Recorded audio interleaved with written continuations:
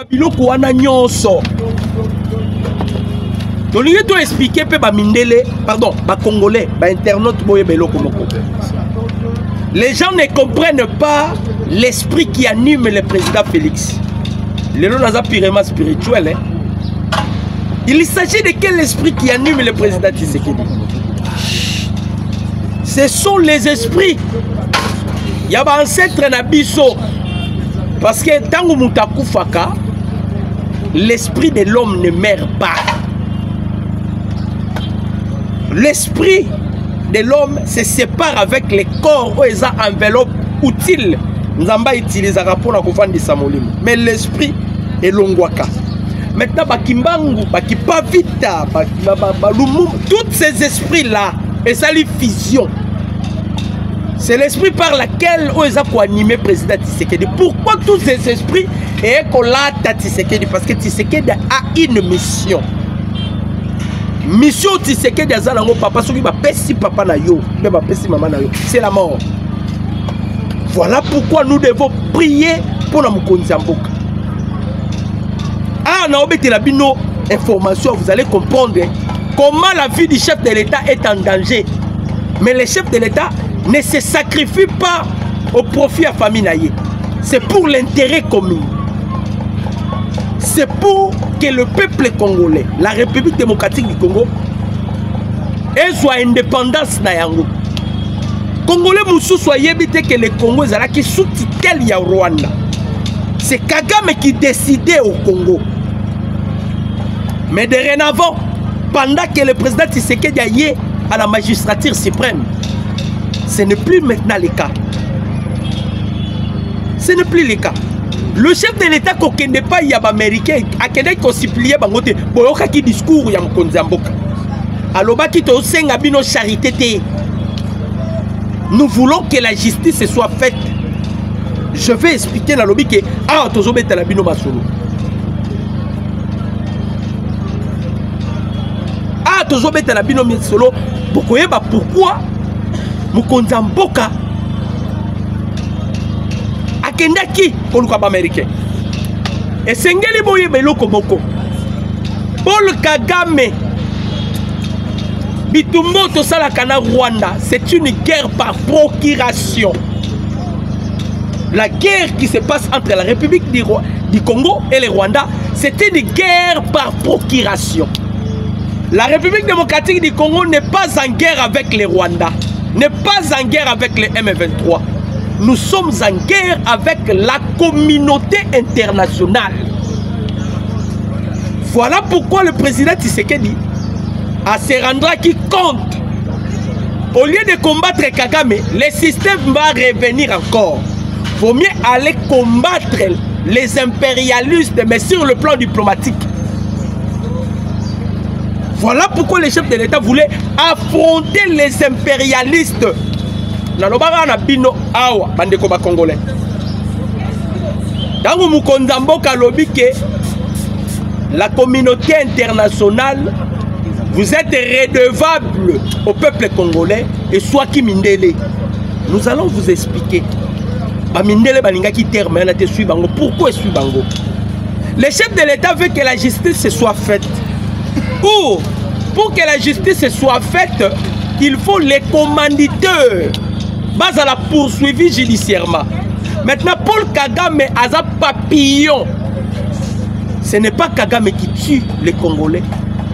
C'est les impérialistes derrière Kagame. Parce que Kagame a la makasa rosa na biso guerre. Rwanda ata leloti lobby a kosa la na biso guerre.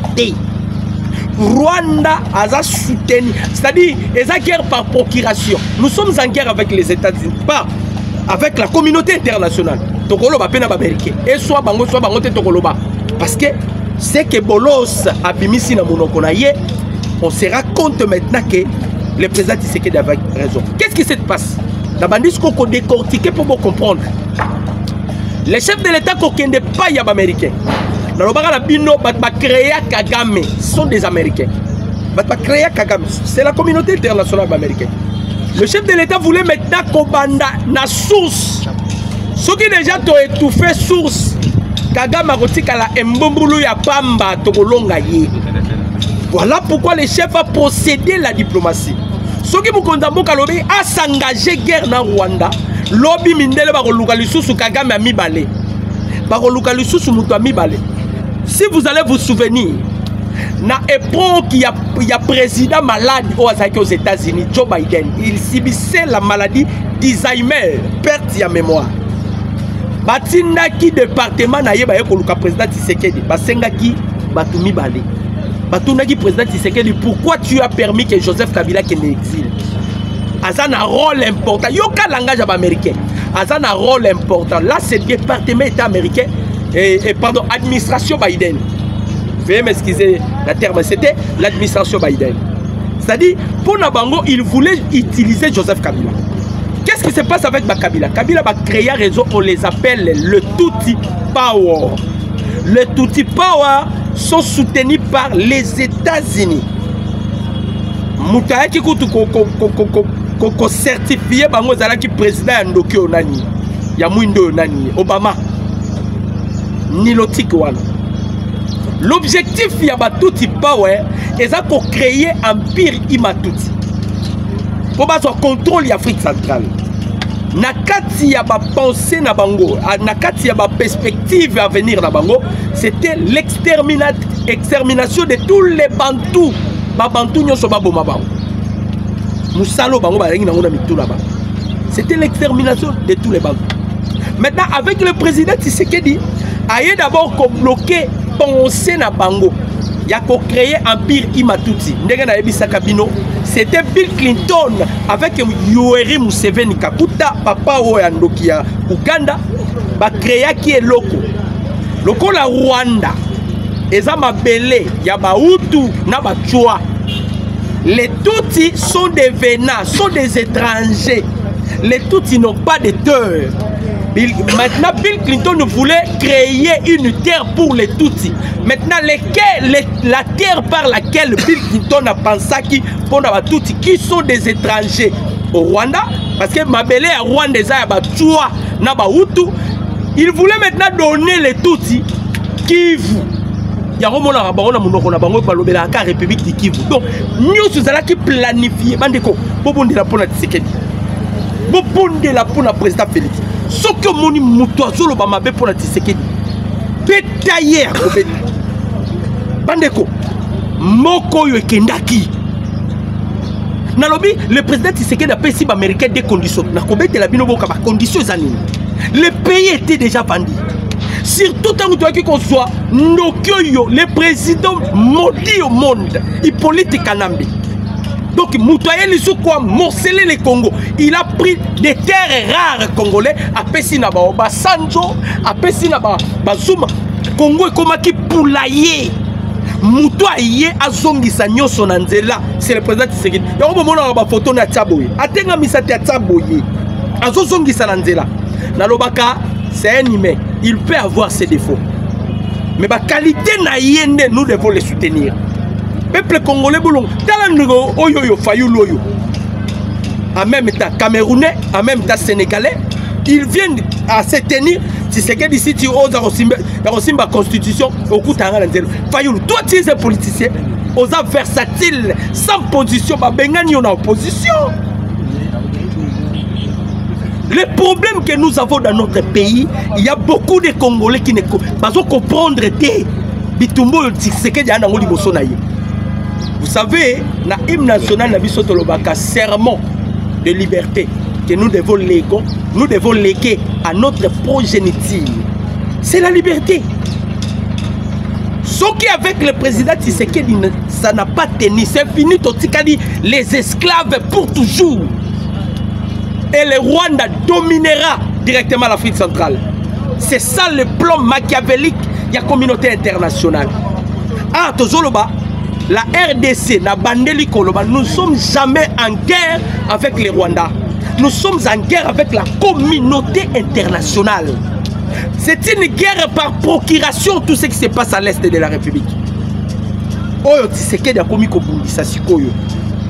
Il devient maintenant un témoin gênant. Mais comment la Congolais inconscient. C'est un Congolais malade. Fayoulou, hein? Ce sont des gens qui ne comprennent pas la géopolitique. Le président Tshisekedi est aux États-Unis pour leur aussi plier l'Amérique. Donc, aux États-Unis, pour la cohébissa américain, ce sont eux les commanditaires. Il y a des atrocités, il y a des crimes, il y a insécurité dans l'Est. C'est l'Amérique, Bango. Voilà pourquoi les chefs de l'État qui n'est pas la Bango, na place si Congolais Bakoufa, vous devez entrer par la grande porte. Mais vous avez vu, le conseiller principal, il y a Donald Trump, Massad Bolos, un sujet libano-américain, un membre, il y a Hezbollah, que les États-Unis combattent. Il fait partie d'un bloc, il y a des terroristes, Massad Bolos. C'est un terroriste. Parce que quelqu'un qui peut soutenir Kagame, il faut qu'il soit un sanguinaire. Kagame, au soutenir, d'office est un sanguinaire.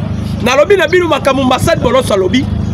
S'il ne se rectifie pas, Malobawana, c'est qu'on ne peut jamais collaborer avec les États-Unis. Le président Tshisekedi est un grand stratège. Na niveau Mukonzambo qui coûte la armée, ce qui te dit qui te ça la guerre na Rwanda. Na minute le président Félix ne peut pas être en vie. Voilà pourquoi les Congolais ne comprennent pas. Nalobi Nabino Nzambe utilise Kabatou na Eleko. Et pendant ce temps, l'instrument par excellence que Dieu utilise pour la délivrance de la République démocratique du Congo, c'est ce qu'il dit. Moi je vous dis, ça c'est prophétique. C'est un instrument favorable. Comme Dieu travaille dans le temps et dans l'espace, le temps est venu où le peuple congolais va récupérer son indépendance.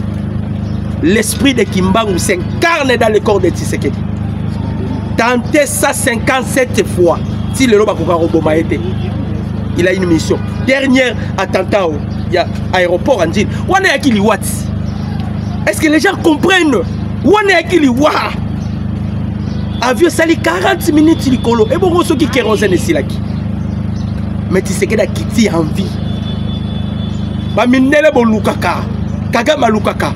Je vous dis, Kagame va souffrir. Kagame va souffrir. Baluka kobunisa baye kokutana na mutu. Mutu boye kokutana na ye aza homme ordinaire parce que si ce qui est extraordinaire apparaît, ce qui est ordinaire tombe au profit de ce qui est extraordinaire. C'est ce qui se passe. Le temps au Mukonzambo kakei kosala ba diplomatie. À aux États-Unis, les chefs de l'État préparaient déjà l'armée.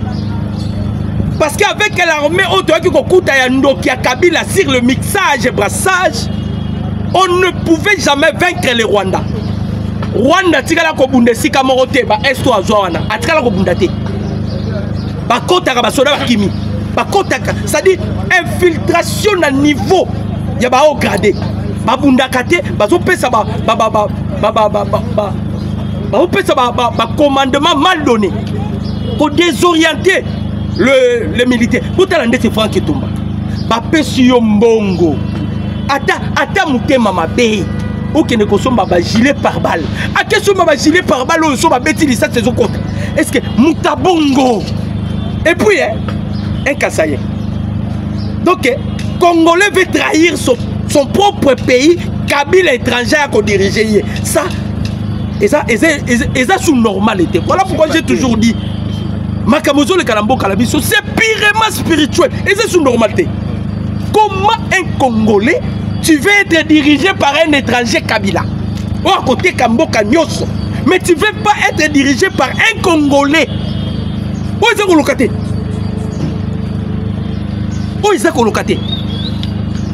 Mukondambo Kaibisi américain. La charité. Ah non, c'est un homme.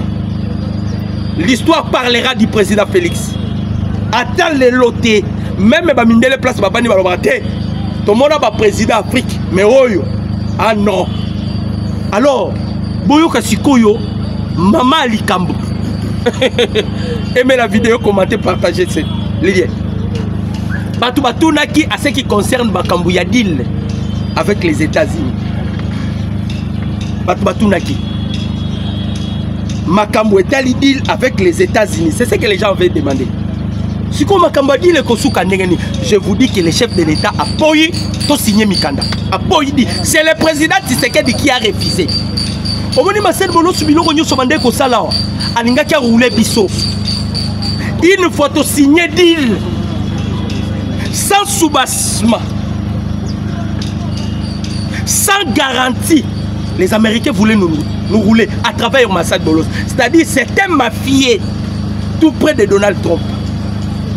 Le président Tshisekedi a beau signé deal avec les Américains. Il a refusé.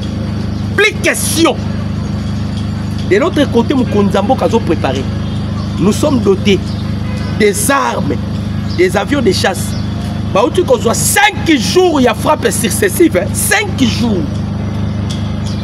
To beti bango, babundaka kutute. Yako frappe le qui tellement makasi, bamsou bakomi koya komi pesa. Tu veux qu'on se rende compte. Ceux qui baizwa qui goma na Bukavu, ils ont encore traîtrise. Armée a okutu kolobate. Ba Rwandais ba meli ba vitamine ba komi ba matama, tozoye ba lisuste. Ba zuna ba kombo la biso ba luvuesu, ba matondo, tozoye ba te qui est Rwandais qui est Congolais. Ça, c'est les œuvres de Joseph Kabila que les Congolais vont prétendre que l'Obia a reçu qu'on dirigeait.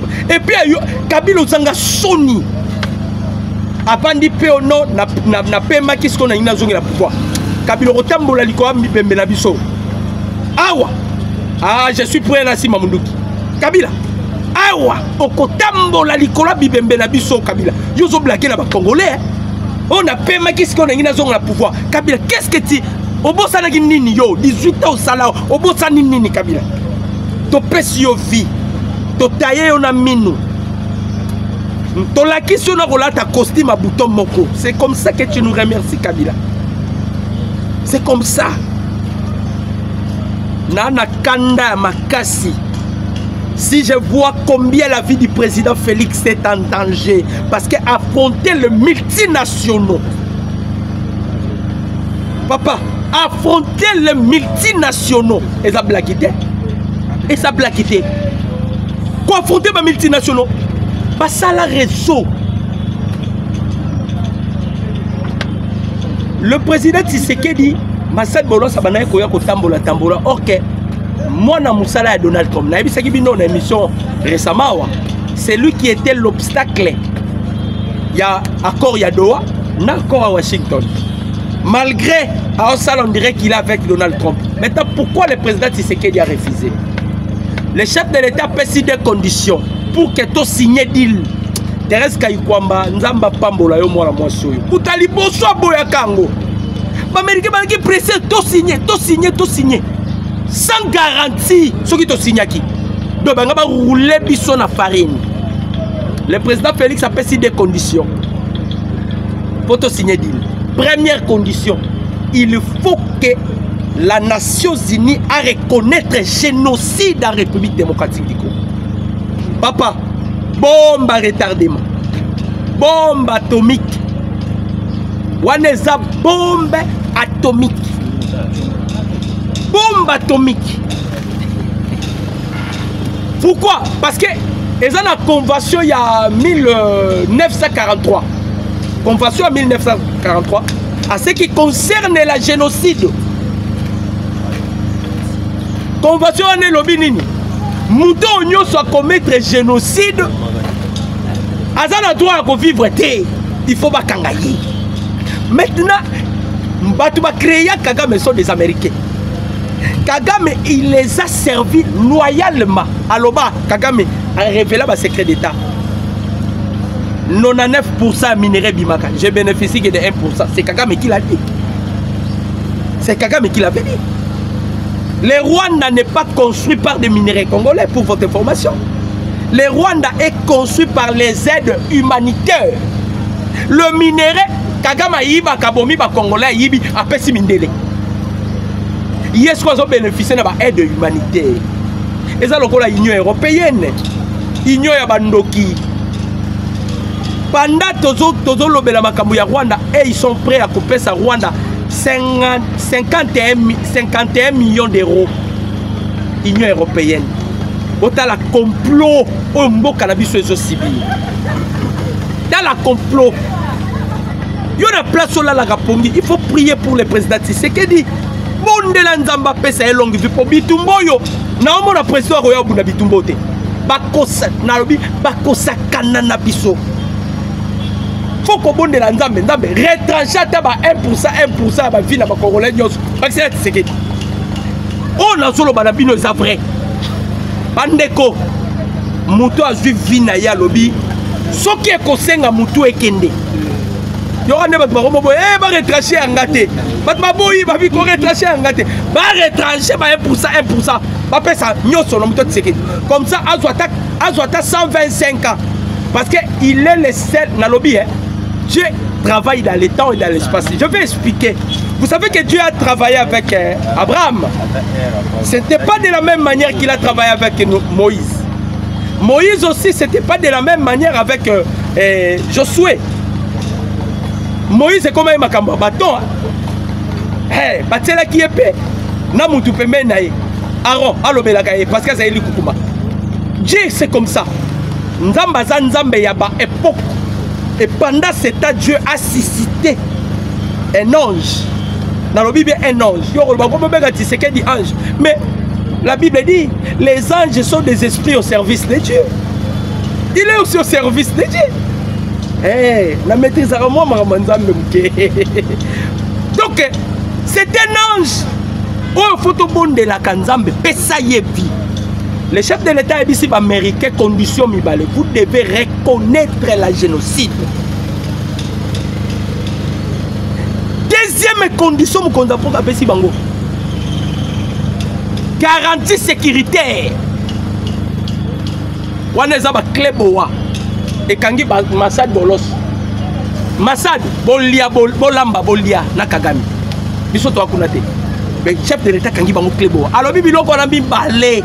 Ceux qui vont reconnaître en côté, il n'y aura pas des accords. Donc, signer d'île n'a pinoté. Et vous savez, les Américains ont visé déjà horizon 2030. Je vous ai toujours dit, dans horizon 2030, là, on parlera sur la transition énergétique. Pourquoi? Le monde subit la pollution, le problème climatique. Pourquoi le monde est pollué? C'est à cause de G20. Le 20 pays le plus industrialisé du monde, à cause de la technologie. Et bimisi carbone, COD, et détruire ma zone de couche. Et bimisi mokili. Alors, ma mindele va vendre ma lobby sokiti 2030. To continuer na ma voiture, il y a essence dans ma suite. Le monde est coupé là, est coupé. Nous devons changer maintenant. C'est ce qu'on appelle la transition énergétique. C'est-à-dire, nous avons essence, nous avons ma voiture électrique. Maintenant, toutes ces voitures électriques, ils auront besoin de la République démocratique du Congo. Parce qu'on en a besoin de coltan, parce qu'on en a besoin de cobalt, parce qu'on en a besoin de lithium, parce qu'on en a besoin de pyrochlore.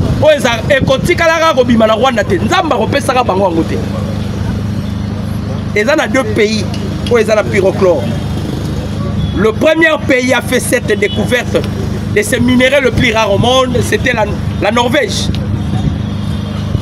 en 1926.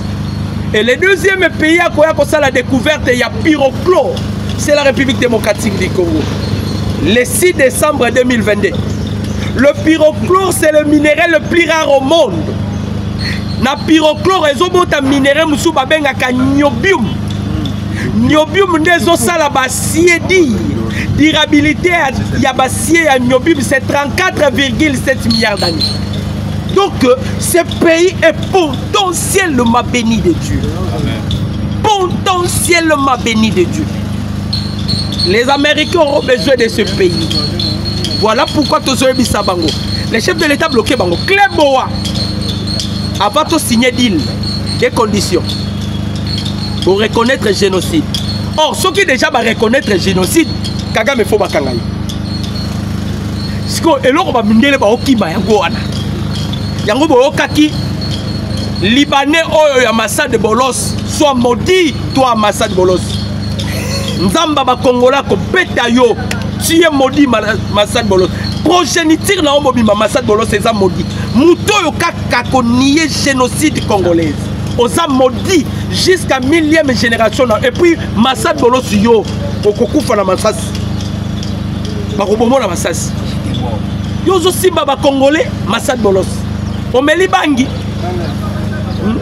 Tu es maudit, Massad Bolos. Oza maudit. Naebi ke balam ala ke la ramabete me bolimbi sanga na la keli mabe. Namoni partie noire. Namoni partie noire. Balaksinga partie noire. Donc Massad Bolos tu es maudit. Na yo na banana. Oza soni yo Massad Bolos. Oza soni pour les États-Unis d'Amérique. Le chef de l'État a bloqué Bango. Bako Sabino Théo, les États-Unis, c'est pas les États-Unis n'aboité. États-Unis avec qui pressé biso, Mukondambo Katali, bato bani ba rouler. Pour vous blaguer, bon le président Félix a Fayou. Hein? Fayou est incapable à gérer Faden House, incapable. Il y a immeuble Moko Aza incapable. Mutabungu pe, au monde ba Congolais na Simanaye. Ba Lexis, ba Nandi Sima Fayou. Na Don Dombasi. Professeur Sima Fayou. Ozolanda Tintin. Un politicien versatile. Position Yebanakate. Donc, à Totikaliawa, bras de fer avec les États-Unis. Le président Félix Alobi, Bonibo Roulé Bisso. Condition Mibale. Il faut reconnaître le génocide parce que vous savez bien, la convention, il y a 1948 à ce qui concerne le génocide. Ce qui va reconnaître le génocide, Kagame. Aza poursuivable. Parce que Kagame a ngaïté baminde. On dit baminde de babang. Parce que nous ce qu'on sont en amitou na bang. Peuple congolais, congolais de père et de mère. On y sont nzamba linga ki mboko yote. Mboko se kabona kikala. Le président Tshisekedi a préparé à conséquence et je vous informe déjà. Makambo ezoye la Rwanda lobby. Et ça pour les Américains. Nous ne sommes pas allés et pas Américains pour qu'on bango ba soda non. Le chef de l'État kendaki parce que bangonde ba coloquer. Dans le bino la guerre à l'est c'est une guerre par procuration. Nous ne sommes pas en guerre avec Kagame, nous sommes en guerre avec la communauté internationale. On utilise Kagame pour piller le minerai congolais.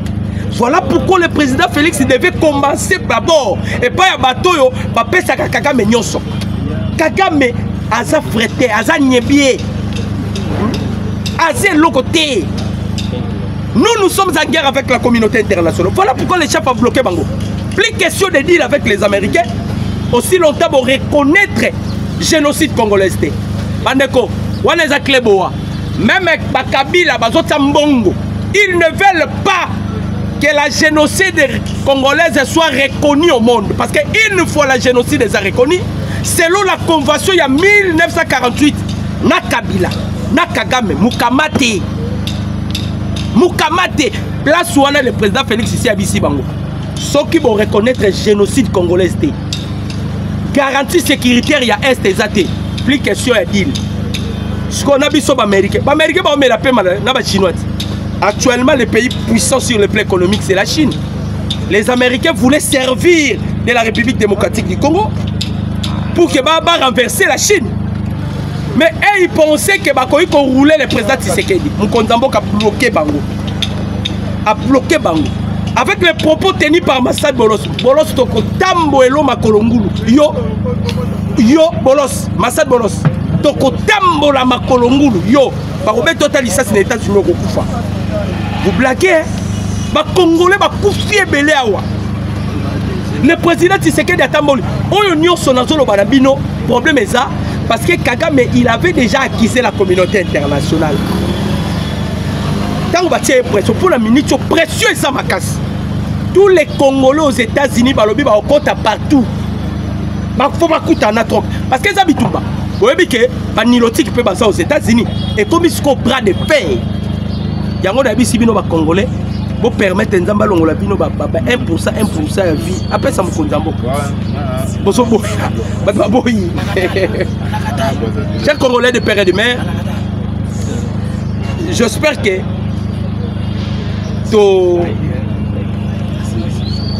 toyoki information tomemeli bino. Na promettais bino pour la marabadi za match to ça na émission à bomoni. Lobi peut to ça na émission en exclusivité bomona. To tina e marama hôpital. Faki ba checker. En tout cas, aza bonne santé. Makama mabe zate. Aza bonne santé. Donc bandeko ba congolais, voilà un peu les problèmes que nous avons dans notre pays. Soki to lala kikaka. Les Américains voulaient nous rouler. C'était pas Donald Trump. Parce que Donald Trump est mal entouré. Massad Bolos, c'est un sujet libano-américain. Massad Bolos, il fait partie de membre à Hezbollah. C'est ça, les gens, ce sont les gens qui soutiennent le terrorisme dans le monde. Alors, le Trump a qui comprenait sur paix. Avec les discours Yabolos, ils sont contradictoires avec ce que Donald Trump a fait, ça créé fissure. Dieu merci, Nena Lobaranabino, Nzamba Malamu, parce que ce pays est le pays le plus sacré au monde. Je vous ai toujours dit, Yoroyebisanga Israël, Bandeko, lorsque la Bible parle de l'Israël, la Bible parle de l'Israël, il parle du peuple congolais. Israël, c'est le peuple congolais. Allez faire des recherches. Véritable Israël, parce que Biso, tu as une progéniture, il y a Sem.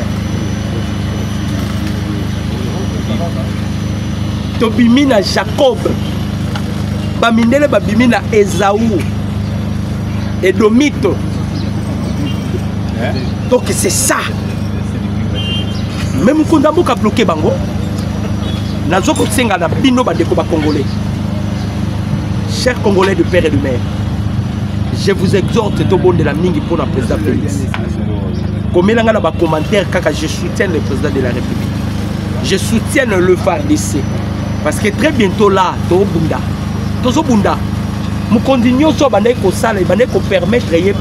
à préparer l'armée. Parce qu'il y avait une frustration. On devait faire la débauchage de débaucher. Maintenant, il y a la contradiction entre Massad Bolos, qui est à connivence avec Kigali, et ceux-là qui veulent la droiture, qui sont avec Donald Trump. De commis au Pessimbois, Boaboui, Bitumba ya Bitumba. Mon numéro c'est plus de 143 89 63 95 965. Mon numéro c'est plus de 143 89 63 95 965. Que Dieu bénisse la République démocratique du Congo. Que Dieu bénisse le peuple congolais, le peuple le plus aimé.